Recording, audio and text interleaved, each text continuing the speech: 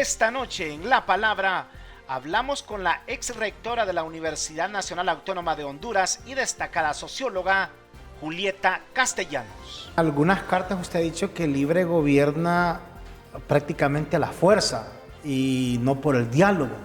He hecho referencia sobre todo a las decisiones en el legislativo, donde el libre, teniendo 50 diputados, tomó decisiones sin tener los votos. ¿Quién concentra el poder? ¿Quién es el poder en libre? Pues no lo dicen. Uno intuye, uno se imagina. Bueno, creo que el doctor Mateo sí dijo, a mí me destituyó el presidente Zelaya. Ha habido un problema estructural de capacidades. Los maestros hondureños no se evalúan. ¿Tienen que ser los profesores quienes deben permitirlo o tiene que alguien con autoridad imponer una nueva forma? Eso no va a pasar, porque el gremio es muy poderoso. Los profesores se creen que nadie tiene que evaluarlos. Los profesores es un trabajo muy impune. Mire, pueden faltar, pueden enseñar lo que quieran, pueden llegar al aula y no hacer mucho, y no pasa nada.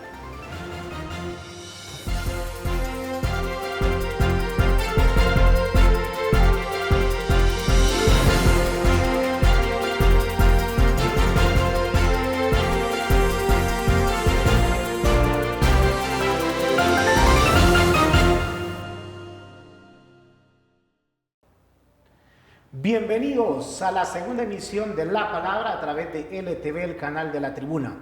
Seguimos abordando temas que sin duda alguna son de interés para el país, con los personajes que de una u otra forma también hacen noticia en Honduras.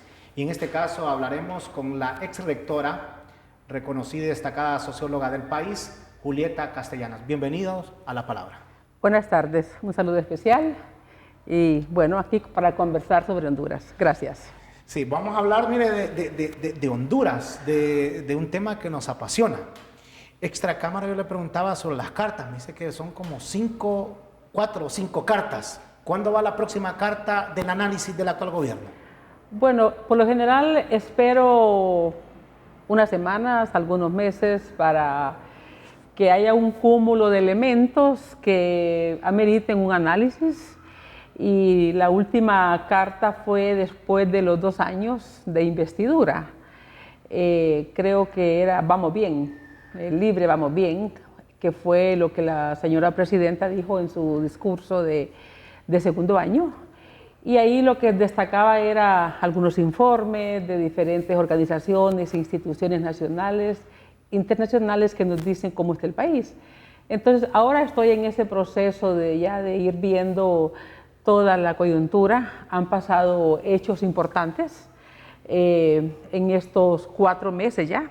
Precisamente hoy 28 de mayo es la fecha en que la presidenta dio su discurso de segundo año, así que estamos pensando y creo que por ahí vendrá un análisis posteriormente. En algunas cartas usted ha dicho que el libre gobierna prácticamente a la fuerza y no por el diálogo. ¿Qué ha visto usted en este tercer año que ya va adentro? Bueno, he hecho referencia sobre todo a las decisiones en el legislativo, donde el libre, teniendo 50 diputados, tomó decisiones sin tener los votos. ¿Por ejemplo?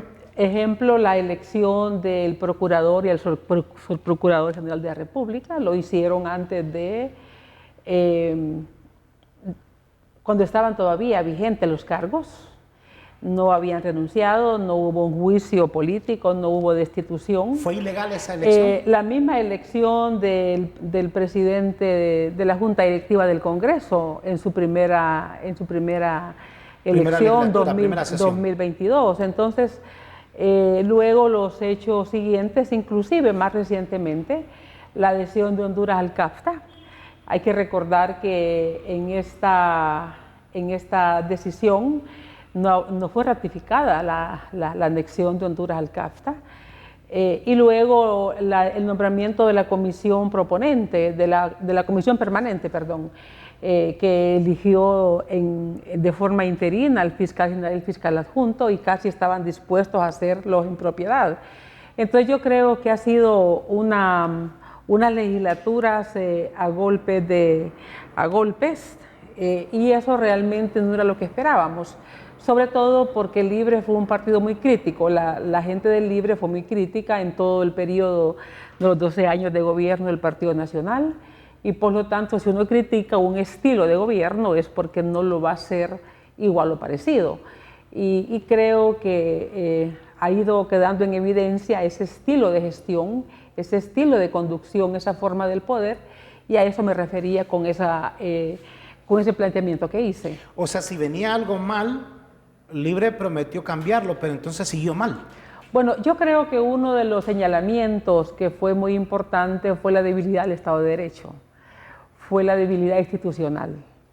Entonces, si nosotros vemos y cuando oímos ese discurso, cuando se habla que un Estado, que un país tiene un Estado de Derecho débil, que tiene una institucionalidad débil, que hay mucha concentración de poder, que hay decisiones al margen de la ley, pues obviamente el sentido común nos manda a creer que será una forma de gobernar diferente. Y no ha habido cambios, hay una alta concentración de poder, hay una concentración de poder que se ve de diferentes direcciones. ¿Quién concentra el poder? Bueno, en realidad hay una práctica, digamos, de nepotismo, en principio. Libre da la impresión de ser un partido un poco caótico, porque el Libre está integrado por diferentes corrientes y pareciera que todos tienen poder, pero en esencia el poder en Libre la tiene la coordinación del partido. O sea, ¿me quiere decir que el Libre es como sinónimo de nepotismo en sí? Bueno, esto no lo digo yo, es que los datos son así, ¿verdad? Cuando usted ve los enjambres familiares en Libre, no solamente es el que está en la cabeza de una institución, hay diferentes niveles y cargos de familias completas empleadas, pero eso puede ser también una falsa imagen, esa puede ser una falsa imagen creyendo de que en Libre todos mandan.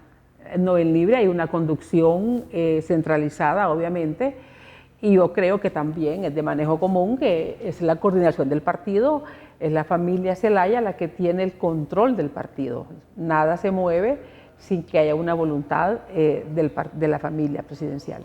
O sea, cuando usted me dice que hay nepotismo, que hay lugares donde hay una familia contratada prácticamente por completo, es porque así lo permite la coordinación, en este caso... ¿Quién lo coordina? Es el expresidente Zelaya. Bueno, yo creo que hay otras señales, más allá de las familias, hay otras señales. Escuchamos al doctor Matio decir que nunca pudo hablar con la presidenta. ¿Verdad? Y siendo ministro. Y siendo ministro. Sabemos que lo mismo dicen otros funcionarios de ese nivel. Lo mismo decía Savillón, el exministro de Seguridad, Savillón. Entonces, si no es la presidenta, si no pueden hablar con la presidenta, ¿con quién hablan? No sé con quién hablan, pero con alguien hablan. Entonces, en ese sentido, cuando lo dice públicamente un ministro, debe decir la verdad. No creo yo que esté faltando la verdad de un ministro.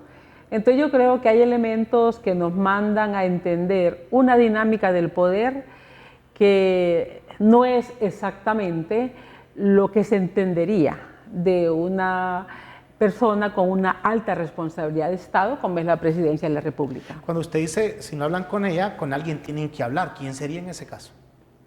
Mira, a mí no me gusta personalizar, a mí me gustan más los análisis de procesos, ¿verdad? Entonces, en ese sentido, obviamente, la figura de la presidencia en un país es la figura en la que se ha depositado el poder, ¿verdad? Los que dicen que no pueden hablar con la presidenta tampoco dicen con quién hablan. Deberían dar ese paso de decir con quién hablan en Libre, quién es el poder en Libre, pues no lo dicen. Uno intuye, uno se imagina. Bueno, creo que el doctor Matio sí dijo, a mí me destituyó el presidente Zelaya. Sí, Así, sí lo de dijo, manera sí. clara lo dijo. Yo sí lo leí. No sé si alguien más no lo leyó de esa manera. ¿Usted vio la noticia? No. Sí, sí. Sí, sí la miró. Sí, yo así lo leí. Entonces, creo que es la versión más clara con la que puedo conectarme. Y la renuncia del exdirector ahora del Seguro Social, el doctor Carlos Aguilar, a quien conocemos como una persona de principios. ¿Qué le denota eso? Porque también se habla de que ha sido hasta el médico de cabecera de la presidenta, pero él dice que no recibió apoyo en un cargo que no duró ni siquiera 5 meses. ¿Qué denota esto? Bueno, a mí me parece que la renuncia del doctor Carlos Aguilar tiene que obedecer a la valoración que él hizo de que no podía tomar decisiones para mejorar el sistema de salud en el Instituto Hondureño de Salud, del Instituto Hondureño de Seguridad Social. Sí, porque obviamente el Instituto Hondureño de Seguridad Social se rige por otros parámetros que no es la Secretaría de Salud, ¿verdad? Si él renuncia entendiendo que es una persona cercana, que es una persona de adentro del partido, significa que lo pensó mucho, que no fue una decisión fácil, que valoró hasta dónde él podía aceptar estar nada más ofreciendo mejoras, pero sin tener las condiciones para que esa mejoría se diera. No debió ser decisión fácil, porque entiendo que es una persona que bueno, él fue ministro de Salud cuando la doctora Elsa Paló renunció en el año 2008, creo que fue, ¿no?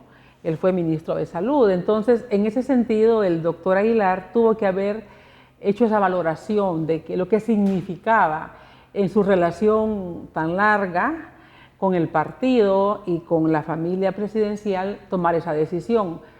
Pero valoro también como un acto de honradez, de ética de parte de él.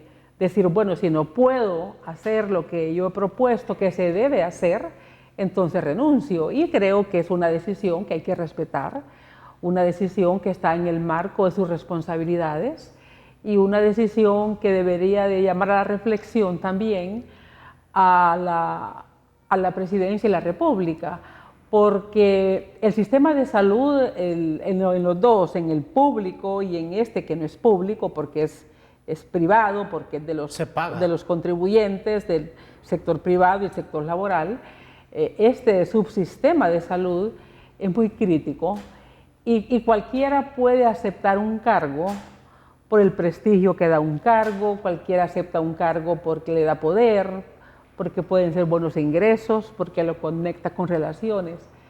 Pero aceptar un cargo para tomar decisiones y para mejorar, no cualquiera asume los riesgos, porque sencillamente actuar con transparencia en una institución donde ha habido tanto señalamiento de corrupción va a incomodar a muchos, va a incomodar a gente acostumbrada a la coima, acostumbrado a recibir canonjías, a contratos, etcétera, influencias. Entonces no debe ser, no son puestos fáciles. Cuando se es honrado, las instituciones donde se manejan mucho presupuesto no son puestos fáciles. ¿Cómo siente usted que también han incomodado a algunos sectores sus cartas? Obviamente, por las respuestas que recibo, por los comentarios, por la reacción del gobierno fundamentalmente, no a todos los sectores. ¿Le han insultado a usted directamente o la han amenazado? Mire, yo no tengo redes sociales, ¿verdad? Pero algunos amigos o amigas me comentan que X ministro, que XZ ministros, escriben. Yo la verdad no le pongo a eso atención. Para mí eso no significa, porque ellos son funcionarios, obviamente, y van a defender el gobierno. Yo en eso estoy clara, ¿verdad? Hay algunos de estos funcionarios que nunca habían tenido un trabajo, que su primer trabajo es ahora. Obviamente deben estar muy agradecidos con Libre, ¿verdad? con el presidente Zelaya. Hay otros que son muy sectarios y muy radicales, pues igual. Entonces, en realidad no sé quiénes de los ministros, o no sé cuántos ministros, sé de algunos, unos 2, 3 que me comentan, pero como ya la gente con la que me contacto por WhatsApp o por otras aplicaciones, ya saben que yo no leo ese tipo de comentarios, entonces no me los envían. Y usted lo ha dicho ahí en sus cartas, que no tiene redes sociales y que eso, o sea, si la insultan o no, al final le da igual porque no lo va a leer. Pero no, mire, yo siento que uno el tiempo debe dedicarlo a cosas que produzcan satisfacción, que sean confortables, que formen, que se disfruten. Entonces, si yo tengo ese concepto de cómo emplear el tiempo, yo no leo personas que viven de sembrar odio, de calumniar, de difamar. A veces por asuntos de trabajo yo tengo que escuchar a ciertas personas su posición sobre ciertos temas, pero con oír los 3 minutos es suficiente sobre un tema. Y si yo siento que está hablando del mismo tema en otro canal, dejo de verlo porque sé que va a decir lo mismo. Porque nosotros no estamos frente a una dirigencia política, no estamos sobre una dirigencia, no estamos frente a liderazgos con una cultura general amplia, no estamos frente a liderazgos respetuosos, en la mayoría es lo contrario.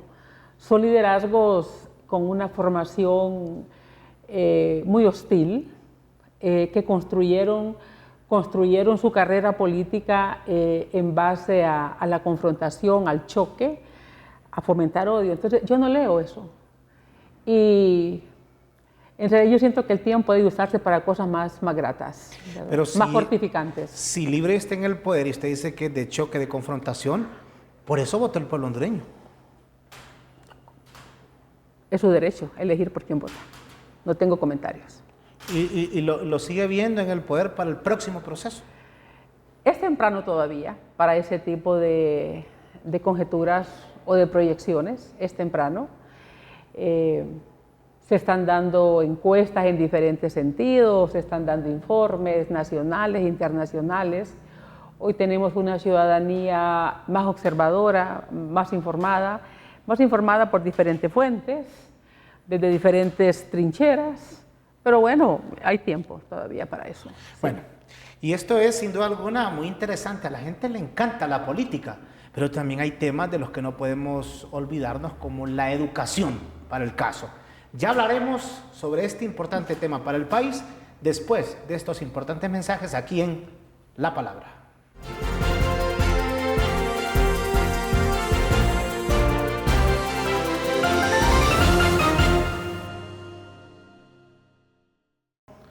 Gracias por ser con nosotros aquí en La Palabra a través de LTV, el canal de la Tribuna. Estamos hablando con la destacada socióloga nacional, Julieta Castellanos, quien además fue rectora de la máxima casa de estudios. Por cierto, ¿ha visto cambios usted desde que dejó la rectoría en el 2017 a lo que mira hoy? ¿Realmente es lo que usted, para lo que usted trabajó? Fíjese que no me refiero al tema universitario, ¿verdad? Esa es una decisión que he tomado y puedo hacer análisis de la educación superior en su conjunto, del estado de situación del país, pero específicamente sobre la Universidad Nacional Autónoma de Honduras es una página que yo ya cerré y con mucha satisfacción, con mucho orgullo y con mucha honra y entrega que tuve a ese rectorado. Fue una gran oportunidad, inimaginable. Yo ingresé a la universidad un 1 de agosto de 1979 a trabajar. Entonces, en realidad, bueno, vine de estudiante como asistente primero, ese fue mi primer contacto, pero muy satisfecha, fue una gran oportunidad y muy satisfecha con los logros que obtuvimos. Yo lo que le diría nada más en esto es que El reto para un rector es muy grande porque uno lo que debe de pensar cuando uno asume una institución es cómo la voy a entregar. La voy a entregar en igual condición que la recibí, en mejor condición que la recibí o peor condición en que la recibí. Y solo le doy 2 datos. Yo recibí la universidad con una matrícula de 65,000 estudiantes. La entregamos con una matrícula de 94,000 estudiantes. Subió considerablemente. Considerablemente, más de 20,000. Estamos hablando de más de 30,000 estudiantes. Casi 30,000 estudiantes, 28,000 estudiantes.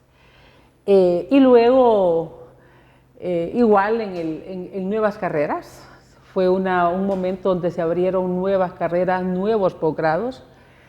Logramos que la universidad se acreditara internacionalmente, reconocida por las universidades francesas. Entramos a los rankings, que no habíamos entrado a ningún ranking antes del 2009. Y el 2014 entramos por primera vez a los rankings internacionales y ahí seguimos entrando. Así que creo que por esa parte cumplí con uno de los objetivos, entregar la universidad en mejores condiciones de lo que la recibí, en el plano del número de carreras, en la calidad educativa, en las obras de infraestructura. La inversión que tuvimos fue de más de 6,000 millones de lempiras de presupuesto universitario, sin ningún préstamo. No dejamos 0 préstamos. Y no pues cuando hay, dice 0 préstamos es 0 deuda. 0 deuda. Y no hay ningún caso con todas las obras que hicimos en todos los centros regionales, no hay ninguna denuncia de corrupción, ninguna acusación de corrupción. Puede haber gente que diga, pero nadie ha podido decir aquí hay un acto de corrupción. Y sí me han dicho que ha sido una de las gestiones más investigadas, tanto por el gobierno anterior. Sí, tanto por el gobierno anterior. ¿Por qué siente usted que es de las más investigadas? Bueno, es que me lo han dicho fiscales. Y mira, fiscales que ya no están en el Ministerio Público. Me han dicho, cuando me han reconocido en algún lugar que nos encontramos, hemos investigado su me gestión. Dice, mire, licenciada, su gestión, su periodo ha sido de los más investigados, tanto del gobierno anterior como de este gobierno, porque a los políticos les gusta... ¿Como del actual gobierno también? Sí, claro, por supuesto. Y del pasado, supuesto. estamos hablando del expresidente Hernández Alvarado. Totalmente, de los 2 gobiernos, me lo han dicho. ¿Y qué buscan? Cuando dicen investigar, ¿qué buscan? Presume usted. Cuando uno tiene una voz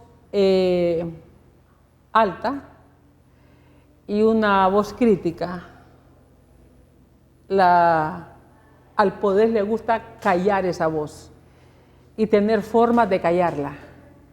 Y una de las formas es, bueno, si tú dices esto, yo te saco tal cosa. Y así es un proceso de amansamiento.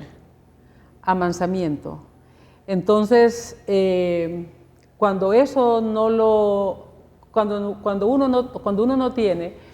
en su vida pública no tiene esas situaciones o en su vida privada no tiene esos elementos, entonces realmente no lo pueden callar. O sea, usted lo que me estaba Por diciendo eso estuve escribiendo cartas. Sí, usted lo que me quiere decir es que la han querido callar. Yo lo que le digo es que los 2 gobiernos, lo único que le he dicho es que los 2 gobiernos me han investigado, que me lo han dicho exfiscales del Ministerio Público y fiscales. Me han dicho, me han encontrado en una fila de supermercado, me han encontrado en el mayoreo, en el estadio comprando, y me han saludado cortésmente y me han dicho, su gestión ha sido de las más investigadas por este gobierno y por el anterior. Por supuesto, si hubieran encontrado algo ya lo hubieran sacado. Les encantaría tener algo para sacarlo. Y yo lo que le complemento es, a los gobiernos les gusta tener sometidos a la gente que tiene opinión. Y hay formas de someterlo. Puede ser dándoles un cargo, puede ser mandándolos al servicio exterior con buenos cargos, dándoles viáticos, dándoles viajes, teniéndolos con sueldos de asesores que no trabajan, pero le están pagando un sueldo. Esas son las formas de callar a la gente. Cuando esas formas saben que no son posibles con personas como en mi caso, si ellos tuviesen algo contra mi gestión, lo usarían. No dudo que lo harían. Pero nunca le han ofrecido, por ejemplo, algún cargo como para quererla callar. No, y tampoco lo aceptaría. Y las cartas... Es más, cuando yo fui de la Comisión de Salud, no tuvimos sueldo. Ninguno que estuvo en la Comisión de Salud con el gobierno de Orlando Hernández tuvimos sueldo. Ninguno de los miembros. Por lo tanto, las cartas no van a parar. Por lo tanto, voy a seguir siendo, como he sido siempre, haciendo mis análisis objetivos al margen de quien gobierne. Y algunos dicen, cuando estaba Juan Orlando Hernández no habían cartas, ahora sí. Que como usted no lee en redes sociales, algunos ministros han dicho si ella cayó cuando estaba Juan Orlando Hernández y ahora sí hay cartas. Fíjese que eso es la excusa que usan los ministros. Yo no tengo por qué, o sea, ellos no tienen por qué saber. Yo no me siento que están obligados a leerme. Yo tuve una columna en diario El Heraldo desde que fue el abogado Edmundo Orellana fiscal general en el gobierno del presidente Reina. Escribía todos los martes hasta el 2008, que dejé de escribir por razones personales. Mi esposo enfermó y lo tenía que atender y no escribí más. Luego, estando en la rectoría, nosotros sacábamos planteamientos sobre el país. Yo recuerdo que inclusive cuando el golpe de Estado, el Consejo Universitario que yo presidía, porque yo era presidenta, sacamos un comunicado sobre el golpe. Después seguimos sacando sobre la Policía Militar de Orden Público, sobre cuando quisieron elevar la edad punible, cuando cuando no dejaron aterrizar el avión en que venía la exfiscal de Guatemala, de la CICIG, cuando la gente pedía la CICIG al país, ahí están. Estando en el UDPA, sacábamos documentos oficiales, pero yo era la rectora y yo era la directora del UDPAS. Entonces porque salían documentos oficiales. Cuando yo escribo mis cartas, yo no tengo institución a la que represento, escribo yo, Julieta Castellanos. Por eso las firmo, porque soy yo la que escribo. No estoy haciendo un planteamiento institucional. Yo recuerdo que a veces opinábamos, a veces teníamos algún planteamiento sobre las políticas del gobierno y le pedía opinión a la Facultad de Ciencias Jurídicas o a la Facultad de Ciencias Sociales o de Humanidades y Arte y hacíamos un planteamiento institucional. Ahora yo escribo porque yo no puedo escribir a nombre de ninguna institución, porque yo no trabajo con ninguna institución, soy una persona independiente, retirada de mi vida laboral. Por lo tanto, escribo y la suscribo con mi nombre, porque es mi opinión. No estoy hablando por ninguna institución, así como mis artículos en el Heraldo del 1995 al 2008. Al 2008 están ahí, todos los martes escribía. Pero con lo que dejan entrever algunos ministros y algunos funcionarios es que usted quizá es de tendencia nacionalista y por eso lo critica. Problema de ellos. Que se lean los otros informes que hay de Transparencia Internacional, de Amnistía Internacional, de todo, de IDEA. Hoy el documento de Eric es amigo de ellos. Si los jesuitas, ¿quién puede negar que los jesuitas son amigas de estas causas? Ahí están. Entonces es problema de ellos. Lo que ellos piensen a mí no me interesa. Dicen, la exrectora Julieta Castellanos es nacionalista y por eso nos critica, es problema de ellos. A mí no me interesan ellos. Mire, para mí no son interlocutores. Entonces, no tengo ningún problema con ellos. Su opinión para mí no tiene peso. Ellos son funcionarios, ellos se deben a un gobierno y cumplen su papel. Hasta ahí me quedo.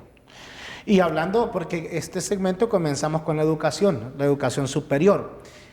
¿siente usted que todavía estamos en pañales, tomando en cuenta que la infraestructura en muchas escuelas, y eso se mira prácticamente a diario, está en muy, muy mal estado? Todavía existe la unidocencia. Todavía, oiga bien, hay maestros dándole clase a 50 estudiantes en el interior del país. ¿En qué se ha fallado ahí? ¿A quién le ha faltado tomar esa decisión para cambiar esta historia? Mire, hay cosas más profundas que esas en el tema educativo. Yo creo que por lo general esos temas que usted ha planteado son los que comúnmente se hablan. Las escuelas están en mal estado, los techos están caídos, cuando no hay agua, mal pagados, tantas cosas. Maestros con 6 grados, etcétera. Eso es lo visible, pero la gente no quiere ver el problema de fondo, y es la formación, las capacidades con las que salen los estudiantes. Ha habido un problema estructural de capacidades. Los maestros hondureños no se evalúan, nadie los evalúa, nadie sabe la calidad educativa de los profesores. Y esos profesores son los que transmiten, son los que forman a los alumnos. Los profesores no han permitido un programa de capacitación docente y el mundo ha cambiado. ¿Tienen que ser los profesores quienes deben permitirlo, o tiene que alguien con autoridad imponer una nueva forma? Eso no va a pasar, porque el gremio es muy poderoso. Yo creo que el momento donde vimos mayor interés de elevar el nivel educativo fue con el presidente Maduro. Ricardo Maduro. ¿Y de ahí? Ahí fue cuando nosotros vimos esa intención de la evaluación docente, de la formación docente. Los profesores se creen que nadie tiene que evaluarlos. Los profesores es un trabajo muy impune. Mire, pueden faltar, pueden enseñar lo que quieran, pueden llegar al aula y no hacer mucho, y no pasa nada. Por supuesto, hay buenos profesores, pero de unos tal vez 30, 35 años, diría yo, el sistema educativo vino a menos, cada vez más. Y yo creo que tuvo mucho que ver el multiempleo del docente, tanto en secundaria como en universidad. Y en primaria, profesores que trabajan en varios centros educativos y por lo general no cumplen en la institución pública, porque donde no hay controles, en la pública. En la privada hay controles. El día que no van no les pagan, pero en la pública no. Entonces, cuando nosotros vemos los resultados de las pruebas académicas en la universidad, las pruebas, ahí vemos cómo anda la educación pública. Fíjese usted que en las pruebas de ingreso, que es una prueba de actitud académica, el primer colegio público que entraba estaba en posición número 15. Era la escuela o el colegio de la Universidad Pedagógica Nacional. Posición 15. El Central, que fue un colegio insigne, fue el colegio estrella de este país. Hoy ya no lo es. No entra en los primeros 50, es que no entra en los primeros 50. Cuando usted dice que era colegio insigne, hoy ya no lo es. Ya no lo es. ¿Quién dice que es un referente central? ¿Quién dice que el Estado no vende? Nadie. Ya no se menciona. No, nadie lo menciona. Es que fíjese que en los 70, la idea era, en los 70, el concepto era que el estudiante iba a la escuela privada porque no daba el ancho, como le llamamos, no daba la medida, no rendía lo suficiente en la escuela pública. Porque en el centro, mire usted que los últimos presidentes de este país salieron de la escuela pública, del Central.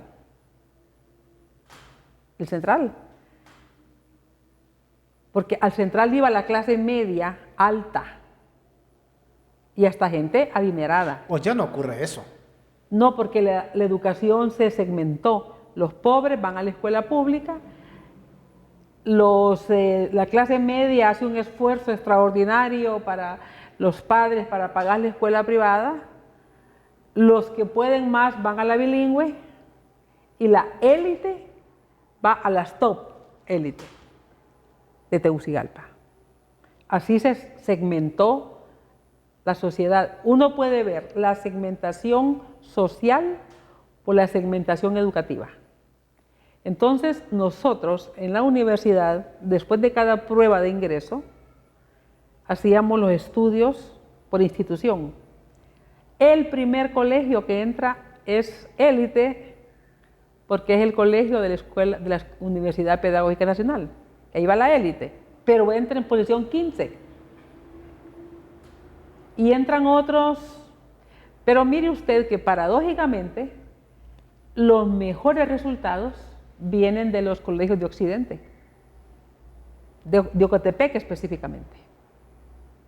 Lo que le quiere decir a usted que no es, que realmente no es si zona urbana, semiurbana, no, es el compromiso docente, es el compromiso. La preparación también del maestro. Entonces, aquí solo se habla de que las escuelas están caídas, de que las escuelas tienen goteras, que no tienen sillas, etcétera, y es cierto. Pero el cimiento, veamos cuál es, usted lo ha explicado. Y es cierto, pero el fondo del tema educativo tiene que ver con formación docente.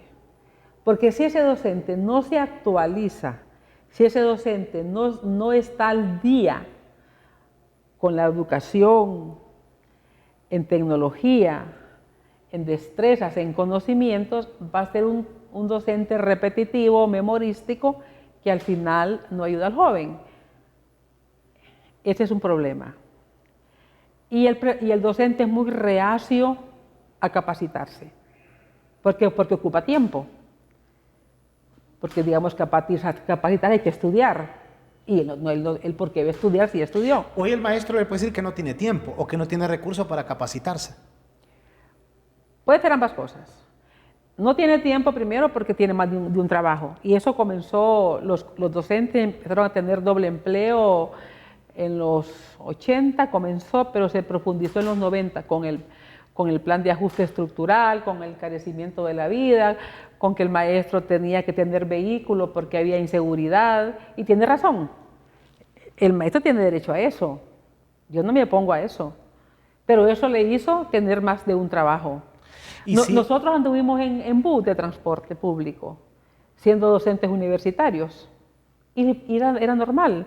Yo recuerdo a mis compañeras del Departamento de Ciencias Sociales tomando bus en la estación de buses de HRN, Misiones Unidas. Ahí era la última parada prácticamente. La gente que vivía en Miraflores, en las colinas, en la Kennedy, ahí se venía a agarrar bus. Directo a la universidad. Directo a la universidad, y para nosotros... Como docentes. Como docentes. Yo iba a la isla a agarrar el transporte público, los buses amarillos, y era normal andar con los estudiantes en los buses. Era normal. Nosotros no era, tener vehículos no estaba en el objetivo número 1 del docente. Hoy es un objetivo número 1 por muchas razones. Sí. Por la inseguridad, porque tiene que moverse, porque... por estatus. Por estatus. Porque es un símbolo de estatus. Pero para nosotros, yo regresé de Costa Rica en 1979, empecé a trabajar ese año en la universidad, y yo le digo, los primeros años coincidíamos en el bus con los amigos que habíamos venido de Costa Rica, otros de México, de estudiantes de Estados Unidos, andábamos en bus con los estudiantes. Y no era un problema. Hoy ya eso no pasa. Entonces, todo eso hace que el profesor además el profesor manda a sus hijos a la escuela privada, porque quiere que estudien inglés, y tiene razón, porque sabe que el inglés le abre las puertas para empleo. Le damos oportunidades. Entonces tiene que trabajar más para que sus hijos vayan a la bilingüe. Entonces, todo eso hace que el profesor trabaje en la mañana, trabaje a mediodía y trabaje en la noche. ¿Dónde no cumple? En la pública. Mire, los profesores en la Universidad Nacional, en Unitec tenía marcación biométrica. En las otras universidades firmaban un diario. En la Autónoma costó que aceptaran la marcación biométrica. El mismo maestro. El mismo maestro, casi hubo un paro, ¿verdad? ¿Por qué? ¿No le gusta la disciplina o qué? No, porque sí es lo público, porque la gente tiende a ver lo público con O sea, desdén. en lo público no hay que tener ninguna responsabilidad. Lo público, como lo público no se sabe de quién es de todos y de nadie. Puedo ir cuando yo quiera. Es que ese es el concepto. Ese es el concepto. Y ustedes que tuvieron profesores, saben que hay unos profesores que iban menos, otros que no faltaban, porque hay de todo. Yo no quiero decir que todos los profesores son malos. Mire, uno en su vida profesional, en su vida de estudiante, mejor dicho, en su vida de estudiante, uno tiene unos 40 profesores, uno por materia, 40 profesores. Si de esos 40 profesores usted tiene 30 buenos, salvó su carrera. Porque siempre habrá unos que no van a ser tan comprometidos. Pero hay profesores que lo marcan en sentido positivo, que uno los admira, profesores que uno los ve como leídos, puntuales, que se preocupan por el estudiante, que si lo ven pensativo, le preguntan qué le pasa. Ese profesor hace un vínculo con su estudiante y le ayuda, pero ocupa tiempo para eso. Pues si un profesor llega tarde, está esperando que toque el timbre porque va a otro trabajo o que termine la hora porque tiene que moverse, y ahora con el tráfico debe ser muy complicado. Hoy debe ser mucho más complicado dar clases en varios lugares. Bueno, y para culminar el tema educativo, porque nos tenemos que ir a la pausa, la última en este espacio, ¿sigue siendo poderoso o no el gremio magisterial? Muy poderoso. Sí, todavía hoy. Hoy está cooptado por el gobierno. ¿Lo acaparó? Sí, porque siempre los gremios van con los partidos que son más liberales, más progresistas. O sea, hoy el gremio magisterial es más libre. Libre de partido, políticamente A hablando. nivel de dirigencia, por lo menos sí. Los dirigentes sí. ¿Y será el pensar de todo el gremio o solo la dirigencia? No, las dirigencias. Pero las dirigencias son las que dirigen, pues. Pero son los que llevan la voz cantante. Mire, los gremios, los dirigentes siempre son en su mayoría, porque también hay gremios conservadores, pero los gremios que luchan, los gremios que son reivindicativos, por lo general se identifican con gobiernos más liberales, socialdemócratas o de izquierda, ¿verdad? Las dirigencias. Las bases son multipartidarias, no es que porque el dirigente es de un X partido las bases van con él, no. La gente distingue, separa bien eso, ¿no? Pero en este momento, en el pasado, el Partido Liberal tuvo mucho más simpatías de los gremios que el Partido Nacional. Hoy todo eso se decantó mucho más por el Partido Libre.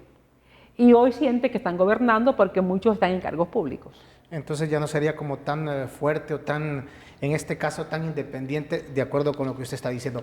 Nos vamos a una breve pausa aquí en La Palabra. Ya regresamos para el cierre de este espacio.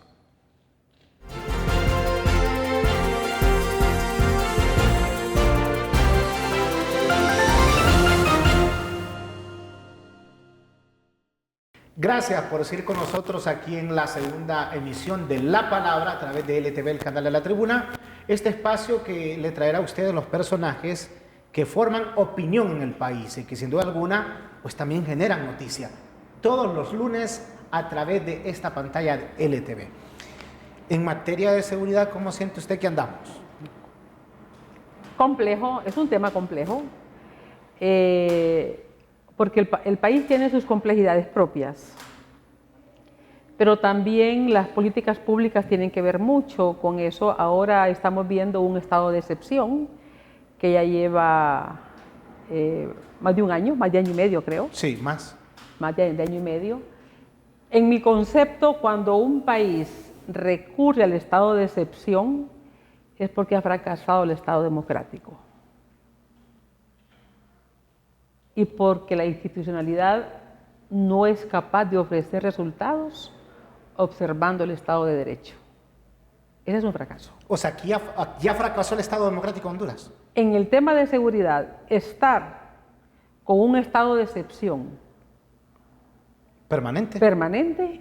significa que el Estado de Derecho ha fracasado y que no ha sido capaz de dar resultados en materia de seguridad observando los derechos de los ciudadanos.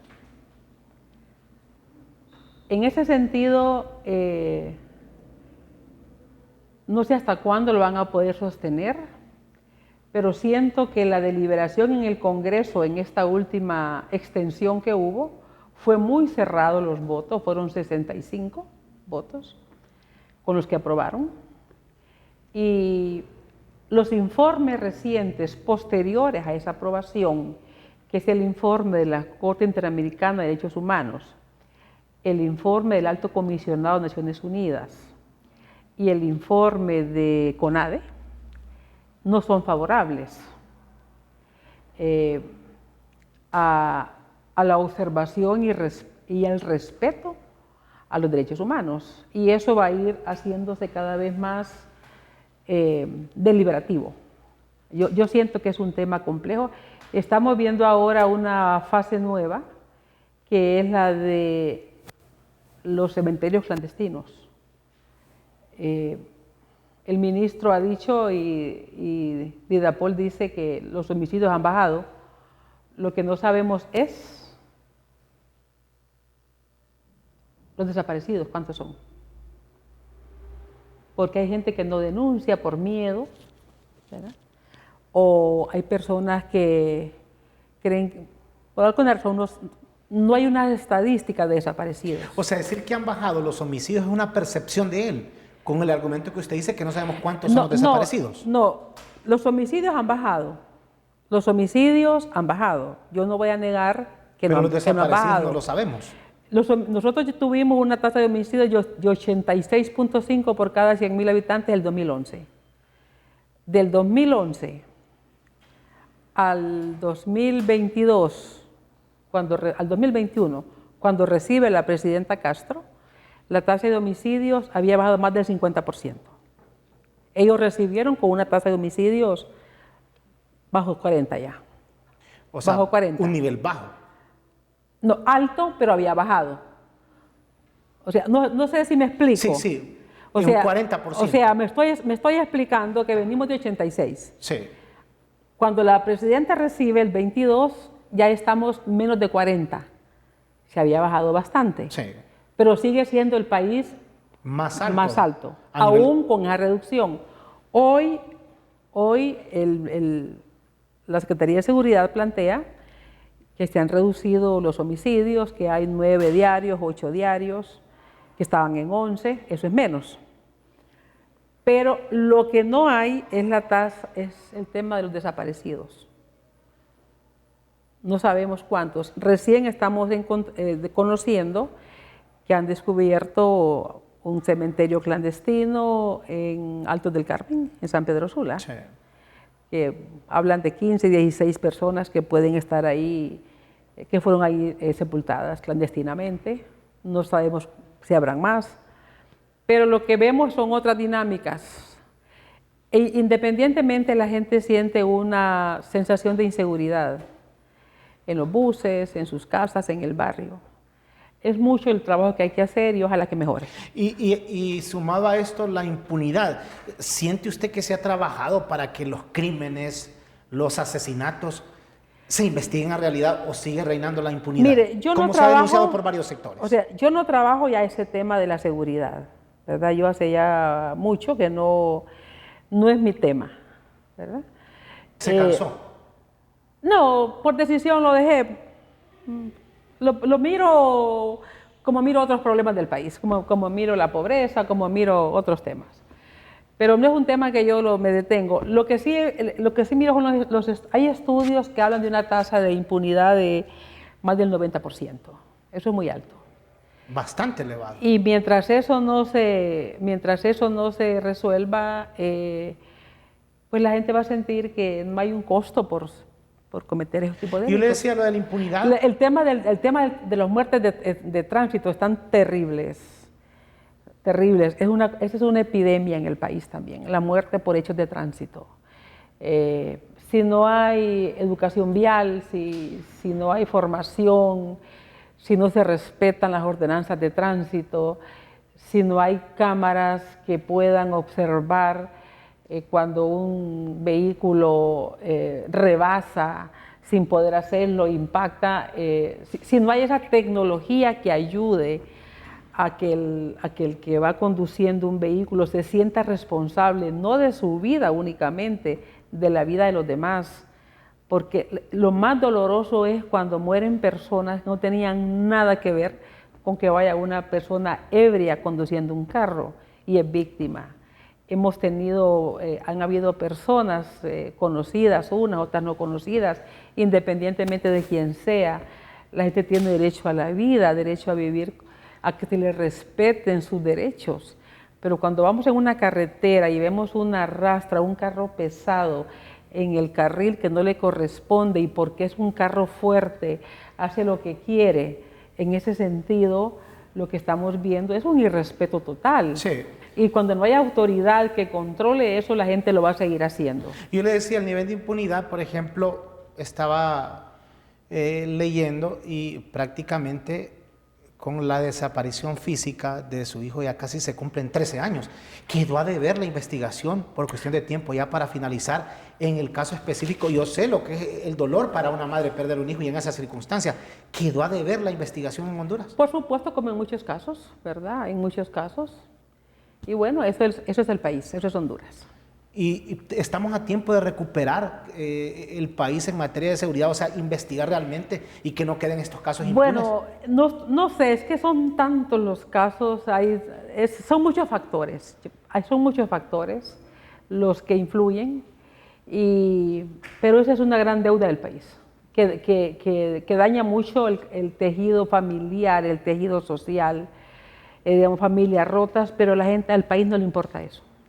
Hemos visto que, o sea, cuando usted cambia los titulares de seguridad, que deberían ser a 4 años, si alguien está funcionando puede ser 8 años, o sea, qué sé yo, pero si alguien a mitad del camino lo sacan o abandona el barco, o sea, algo pasa, y más en un tema tan sensible pero como es de seguridad. Como no hay transparencia, nunca se sabe por qué, entonces empieza la conjetura, empieza la especulación, empieza la duda, empiezan la hilaridad, a suponer. Entonces, no es un país donde el ejercicio de la transparencia sea una práctica, porque la transparencia no solamente es en dinero, en el uso del dinero, es también en las decisiones que se toman, Y en ese sentido, al ser funcionarios públicos, tendríamos derecho a saber, porque ese funcionario público es pagado con lo que paga usted, con lo que pago yo, con lo que pagamos todos. Entonces, ese funcionario se debe a nosotros, no se debe a quien lo nombra. Pero como aquí ese concepto de transparencia, ese concepto de rendir cuentas no existe, entonces creemos que no sabemos si se fue porque era tan bueno que estaba descubriendo cosas, o no era bueno para algunos y era bueno para otros. No sabemos por qué se van. Y eso es lo que hace la falta de transparencia. Entonces la gente dice, se fue, lo despacharon. Y una gente sabe una versión y otra gente sabe otra versión. Eso no ayuda realmente a la confianza. Por eso es un país que no confía en sus instituciones. Hoy mismo que mirábamos la encuesta de ERI a grandes rasgos, el país no confía en nadie casi, ¿no? En nadie, digamos, del Estado. De la sospecha de todo. De todo. Sospechamos de todos. De todo. Vale que usted no sospeche de nosotros, aquí no está concediendo la entrevista. Entonces es una sospecha, digamos, permanente. ¿Y por qué será que quiere, que anda buscando? O sea, pero además es un... De hecho, con las cartas suyas, para concluir, porque tenemos, yo creo que ya solo 2 minutos, ella sale con sus cartas porque algo va a buscar, la presidencia de la República. ¿Le dijeron eso a usted? Algunos sectores que dicen que usted busca, busca un cargo alto. Fíjese que desde que estaba en la rectoría decían eso, que a saber qué quería yo, que estaba haciendo una gestión, que estaba haciendo edificios, que que saber qué andaba buscando. Pero bueno, es lo que le digo, uno no puede pararse por conjeturas. Yo creo que uno debe tener las metas institucionales, uno tiene un plan de trabajo que se hace cuando opta por un cargo, cuando concursa, uno lo entrevistan y dice yo voy a hacer esto, y es lo que hay que cumplir. O sea, para concluir, usted nunca va a buscar la presidencia de la República. No me interesa. Ni le han propuesto. Ni me han propuesto ni me interesa. No, es que no se atreven a proponerme. ¿Por qué? Porque saben que no sería una persona que me dejaría, que conmigo podían contar para temas ilícitos, no. O sea, que alguien que busque la presidencia es manipulable. No digo eso. Digo que los políticos saben a quién pueden buscar. Hay gente que le gusta la política, a mí no me gusta. Bueno, hemos llegado al final. Le voy a hacer 5 preguntas así rapidito y usted me contesta solo con una palabra nada más. Universidad Nacional Autónoma de Honduras. Y gran institución para Honduras. Seguridad en Honduras. Una deuda pendiente. Impunidad en el país. Es un fracaso de la institucionalidad. Las cartas de Julieta. Análisis de una ciudadana. Y Julieta Castellanos. Una ciudadana. Muchas gracias a la destacada y reconocida socióloga del país, ex rectora de la Universidad Nacional Autónoma de Honduras, hablando ampliamente de varios temas que sin duda alguna le interesan al pueblo hondureño. Así que gracias por haber estado con nosotros en La Palabra. Nos vemos con otro tema y otro personaje el próximo lunes.